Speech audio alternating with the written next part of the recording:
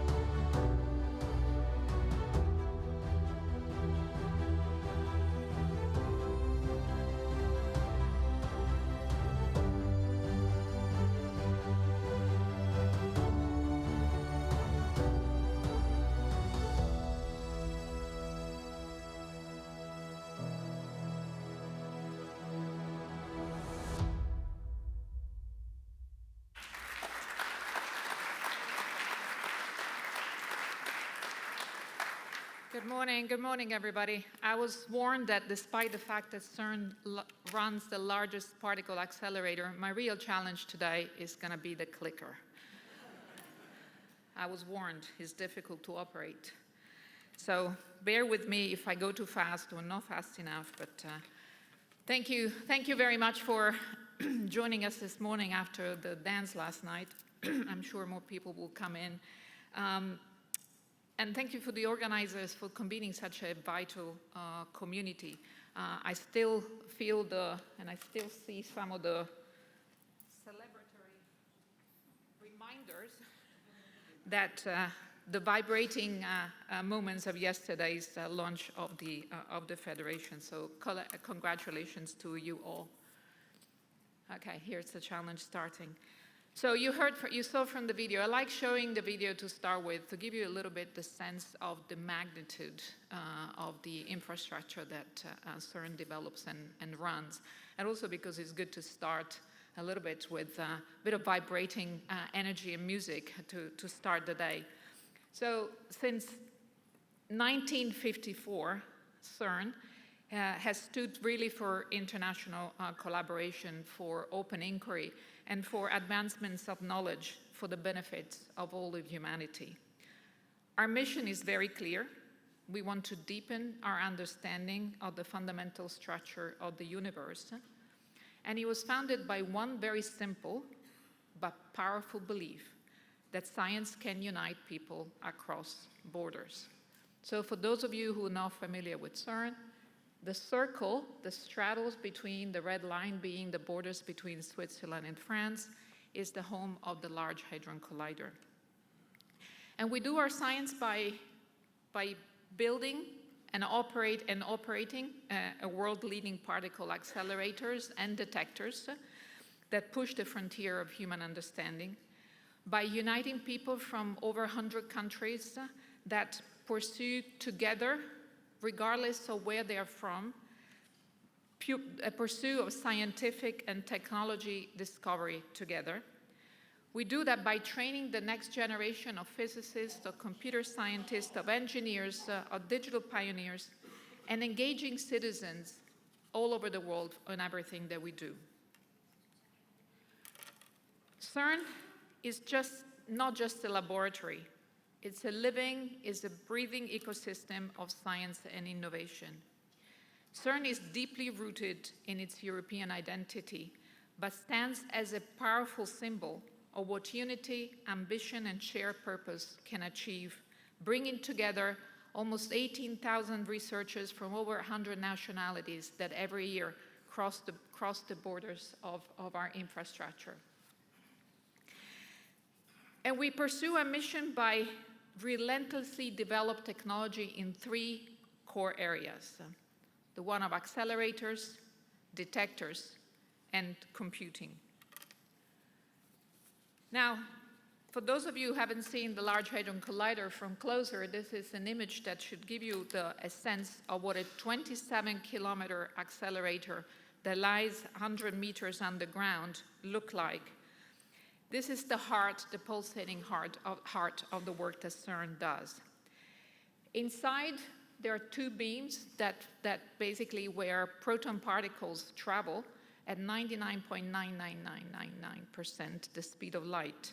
And they collide, they go around the accelerator over 18,000 times a second. And they collide in 4 points where giant detectors, the size of cathedrals, take picture of the collisions. We saw yesterday from Giovanni's presentation a little bit the insight of what it does, so I'm not going to dwell on it so much. But I wanted to tell you that despite this is our current flagship, CERN is now working together with the community at large on plan for a future circular collider, a 90-kilometer ring that will build on the experience that we had so far. So, and we run this infrastructure, as I said, to find answers to fundamental questions. As we heard yesterday, we only know 5% of the universe. We are trying to work hard to discover the remainder. So the extraordinary infrastructure of the colliders plus the accelerators is joined by the worldwide Large Hadron Collider grid. And altogether, this formed the backbones of a global data and discovery ecosystem. The worldwide Large Hadron Collider grid is the world's first truly distributed computing infrastructure for storage, processing, and analysis of LHC data. This is a model of how federated interoperable systems like EOSC can function at continental scale. What happens at CERN does not stay at CERN. So the technologies that we develop, they ripple outward. They shape societies in ways that few could have predicted, and the few can predict. Advances in accelerator and detector technologies have revolutionized medical imaging and cancer therapy, from PET scanning to hadron therapy. And today, our open data and software frameworks create opportunity for innovations in fields as diverse as artificial intelligence, material science, and sustainable energy research. Shall I remind any of us that this is where the World Wide Web was born? This is an example of CERN's ethos of openness and collaboration that demonstrates how investments in fundamental research, when they're shared widely, become a public good that empowers innovation across every sector of society. Open science is fundamental to discovery, but open science is not new at CERN. It's actually part of our DNA.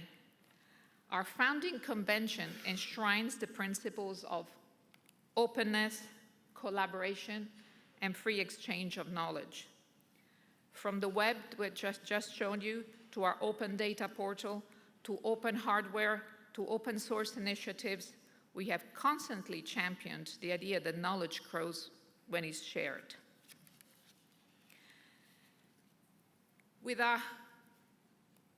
Told you I was going to have a challenge with this. With our forward-looking open science policy, the Scope 3 as a focused initiative to opening access to our research outputs, and an active open source program office, we want to look forward into formalizing the strategy of open science into our institutional strategy. So in fact, CERN is embedding open science as a core organizational priority, ensuring that our data, our software, our research infrastructure, the hardware that we developed are findable, accessible, interoperable, and reusable.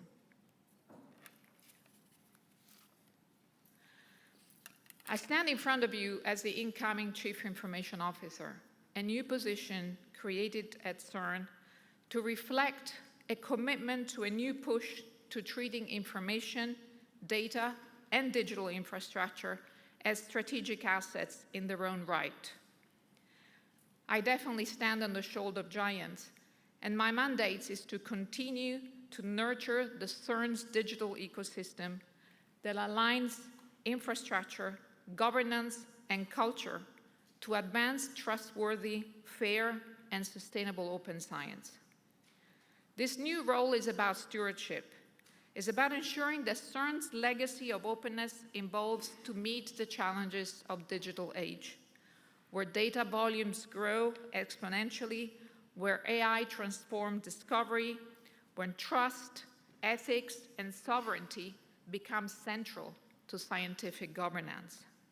And I'll do that, committing to continue foster a strong link with European initiatives.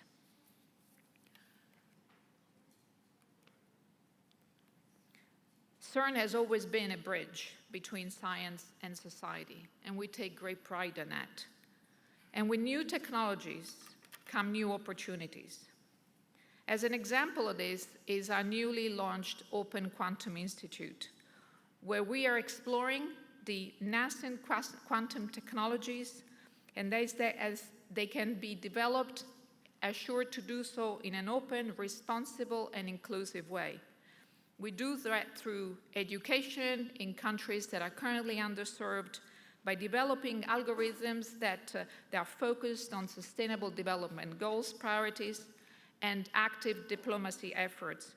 We work to ensure that nobody is left behind as this new technology gets developed. We work very hard to ensure there is no new digital divide with the development of new technologies. And to continue bridging between science and society, we also engage with education, industry, and citizen science to foster a deeper understanding of research and its role in shaping our collective future. Partnerships with organizations like the World Food Programme, the International Center for the ICRC, the Red Cross, the World Health Organization, that are very actively pursued by CERN, they show how fundamental science can support humanitarian and societal needs where they're felt the most. So we work that by transforming the knowledge and the technologies that we develop into tangible global benefits.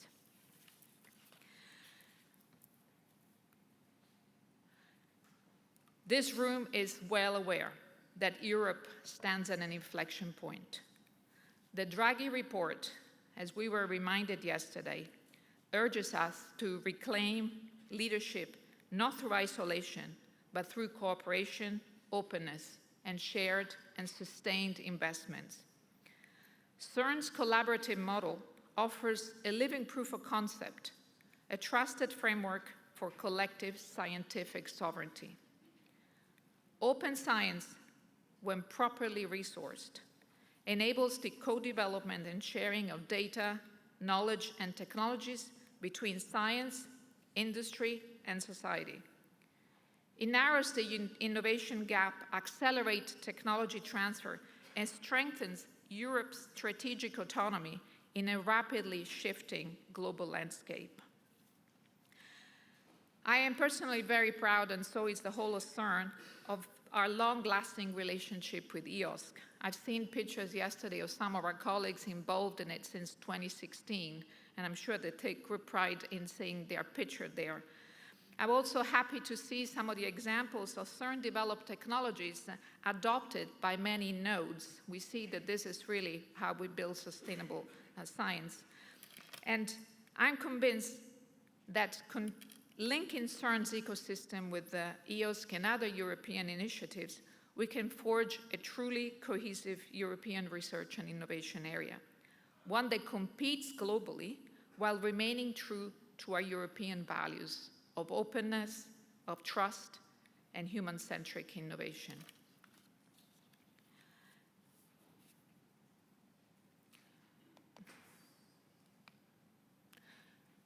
To align with the European competitive compass and maximize our contributions, however, a few investment priorities emerge that we cannot forget. AI and digital infrastructure, and we'll hear it later, research and innovation ecosystems, data governance and sovereignty, skills and talents, and ethical and responsible technology. These actions reinforce the EU ambitions to build a resilient, sustainable, and human-centric digital society, one where science and technology serve people, not the other way around.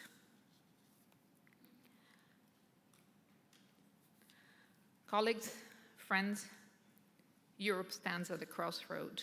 We heard it yesterday. I'm sure we'll hear it also today. And our ability to achieve sustainability, digital transformation, and scientific excellence depends on whether we can truly build trust, share knowledge, and invest in collective capability. The question is no longer whether we can afford to invest in open collaborative science, it's whether we can afford not to. CERN, from our part, are ready to play as a trusted partner, a technical leader, and a convener of scientific excellence. Together, through initiatives like EOSC, we can ensure that Europe not only participates in the next era of discovery, but leads it. As CERN is proud to be part of the initial cohort of nodes, and we remain committed to advancing open science. The spirit of Europe has been one of cooperation, curiosity, and courage. If we carry those values forward into our data, our algorithm, our infrastructure, our investments, and our institutions, we will build a future where knowledge flows freely, innovation knows no borders, and science serves humanity as a whole. Thank you.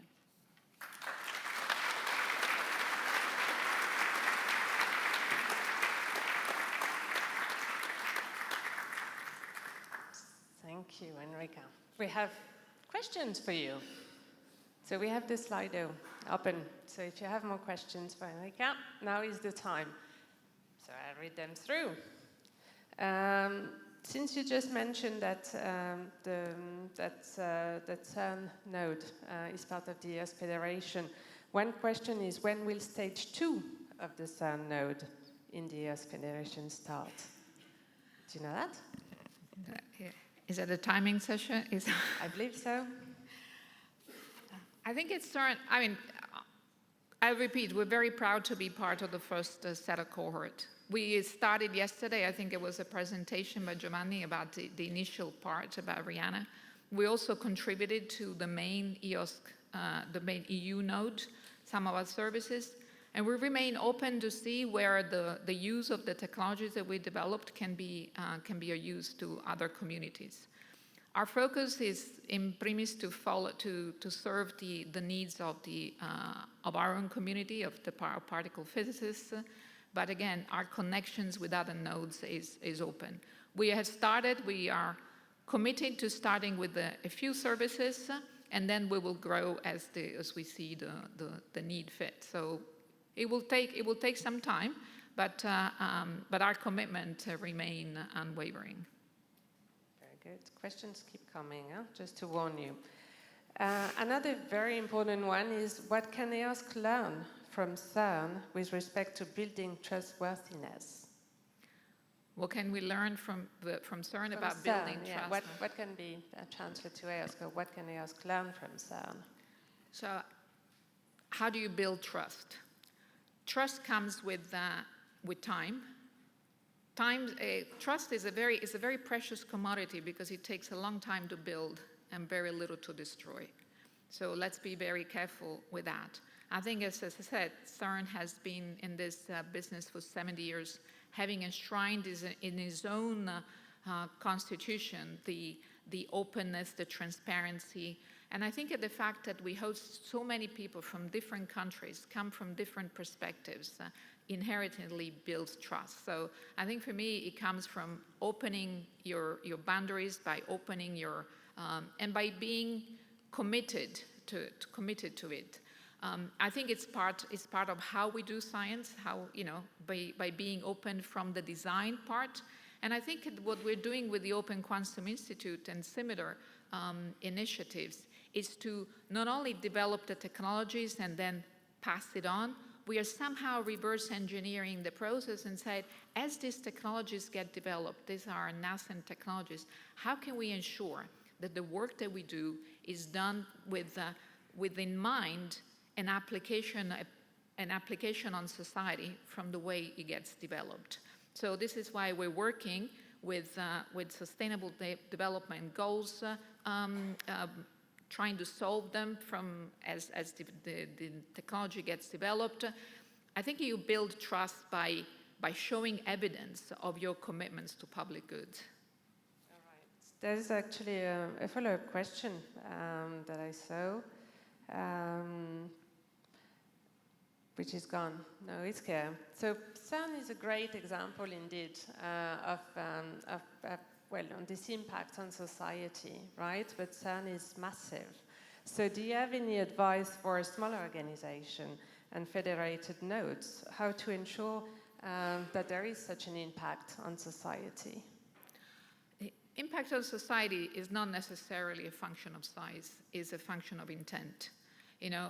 Anybody, even with our own acts, can impact positively society by extending educational opportunities, by sharing.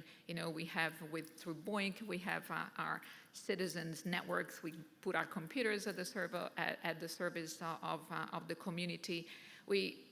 Every little gesture can have an impact. So surely the massive scale of CERN holds a promise of great, but with great size comes great responsibilities. So we also take it very carefully. But I think there is space for everybody. I don't think it's only a matter of size. It's a matter of attitude and commitment.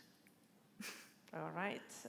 There was a question about the worldwide LHC computing grid. How is it linked to EOSC? So the Worldwide Large Hadron Collider Grid is basically our federated network that connects, as I said, about over 160 data centers in our connected research institutes in over 40 countries, where the data is prepared, is stored, is analyzed, to then be made available and accessible. And this is at the point where it will be linked with the EOSC nodes. So this is dedicated for LHC data analysis, and when that data becomes open and accessible, then it will nurture the EOSC nodes. That's great. And then there is a bit of a there's a very good question about would CERN be open to operating the EOSC Federation? Will would CERN be open to operating, to running the EOSC Federation? No. I mean, EOSC is all of us. CERN will commit it to do its part in a sustained way. And this is why we start small. We want to make sure we don't overpromise, because that's when you kill trust. When you overpromise and you can't commit to sustaining the resources, to supporting it, and this is where the trust is not built. Trust is built in honoring your commitment. So we prefer to start small, to learn, to adjust, to move forward, to improve as and when the demands come in, but don't overcommit. And I think at EOSC is all of us. I don't think there is going to be one organization that runs it. But I think the underlying governance of it is really where when we should contribute and agreed upon what it takes to be good citizens in this federated world. You mentioned citizen scientists, industry and education. What are the plans for developing hands-on experimentation with societal actors via, in particular, CERN Idea Square? So this is another challenge I have. She speaks on the microphone, and you hear it, but I don't. So come here. It's yes. the role of Idea Square, in particular, in linking with industry and education. Yeah. So Idea Square.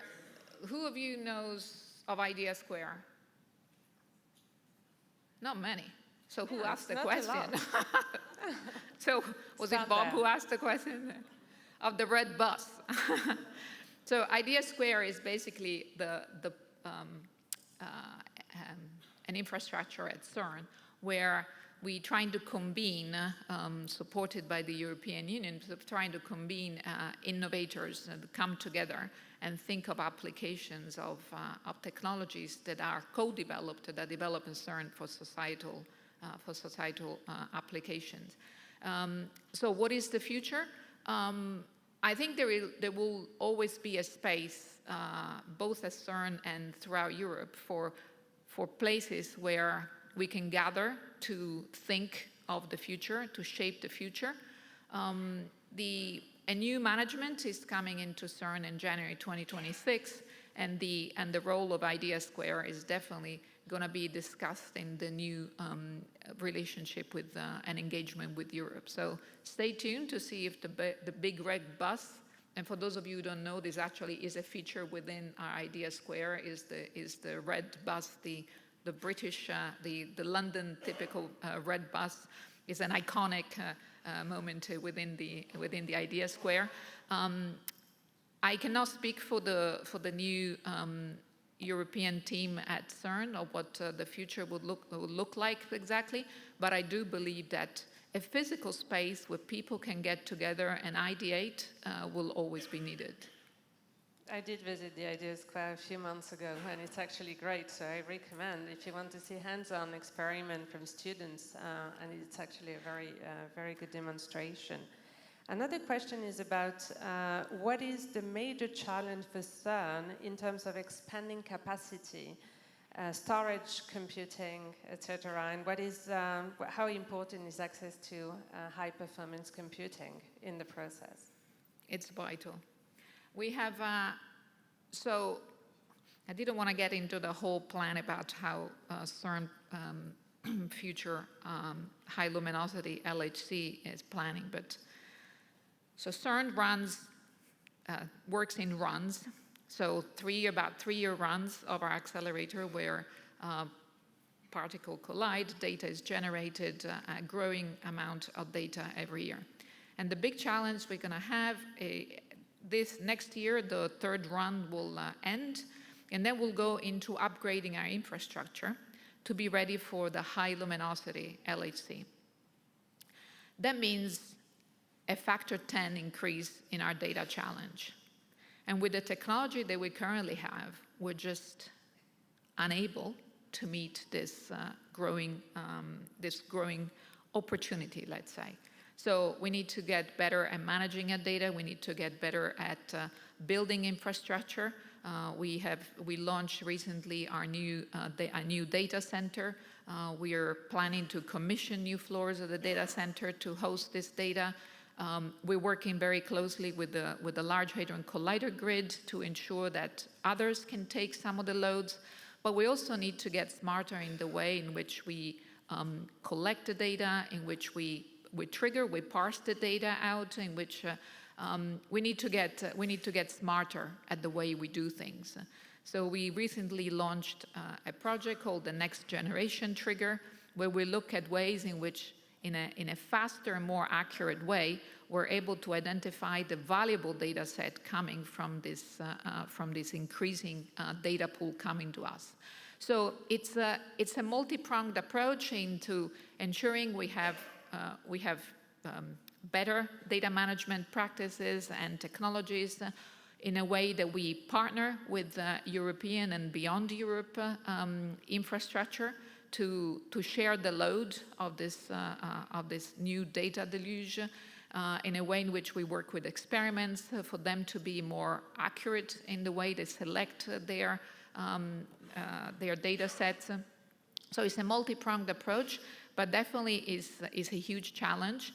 And this is also, I think, joining forces with other European institutions is part of our strategy. I've got a question that follows up directly on that, since it's about collaborative work. So in your view, what would be a major issue or the challenge number one to be tackled in the framework of a collaborative research endeavor? Trust. Absolutely. Trust and ownership. There is going to be a huge competition for resources, and sometimes the not invented here is a disincentive for resource generation. And I think we need to be able to overcome that. And this is why I said it belongs to all of us. This is why, to your questions, is CERN going to run EOSC? No, because we all do it. They all belongs to us. So there is going to be a growing race and a growing pressure on mobilizing resources, sustainable resources, to sustain our infrastructure and our operations. And this is the moment where we need to resist in building, isolating, in building in isolation. This is where we need to counter the tendency and open up even more now. This is the moment to stand together. This is the moment for federations like EOSC. This is the moment to opening the gates and for breaking down barriers and resist that push to isolation that comes when resources become scarce. I'll give you another 2 questions. They keep coming, but we're going to have to stop. Are you ready for another 2 questions? Go ahead. Yeah. One is, not easy, but it's about the second one is even tougher. Okay, so thank you. It's actually a nice question, and you have a very good perspective, I think, to tell us what are the emerging needs in terms of digital skills. I told you, it was tough. What are the emerging needs of digital skills? Well, do we need to say about AI literacy? About digital skills in which area? I mean, you're talking about at CERN, or you're talking about collective globally?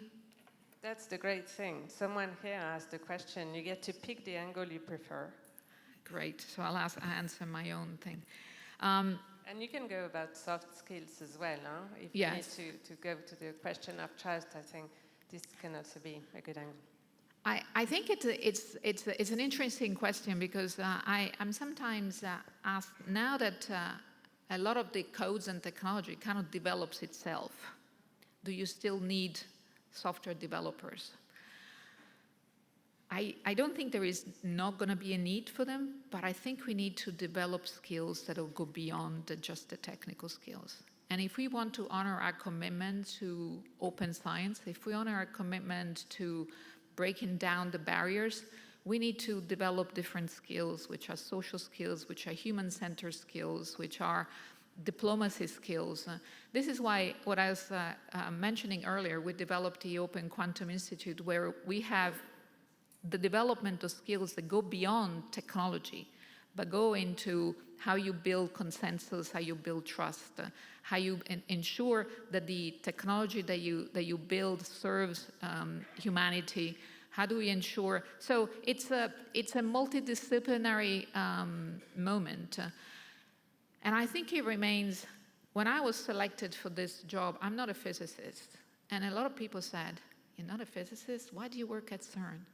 And I think this is one of the latest innovations of CERN, recognizing that to run an organization like CERN, it takes physicists. So for the physicists among you, don't worry about it. But not only. There is a multidisciplinarity that needs to be embedded in the way that we run things, that we shape things, that is recognized, and I think it needs to be nurtured. So a long answer to your question, what are the skills? Technical skills are important, but not sufficient. And multidisciplinarity, that keeps popping up. Was that the right answer? That's perfect. A last question. All right. Will CERN invent the next big internet or similar big developments, or will it come from a big company? Will CERN build the next, sorry, you keep on reading it. Will CERN invent the next internet or similar big development, or will it come from a big company? I thought EOSC was going to be the next big internet. Huh? Isn't it? Yes, I saw your round of applause. So I think to you all. And this is why I don't think a CERN can build an internet on its own. I think we moved to a world where there is where federation is the key word to success. Perfect. Those are perfect words of the end. We release you, Enrica. Please give her a huge round of applause.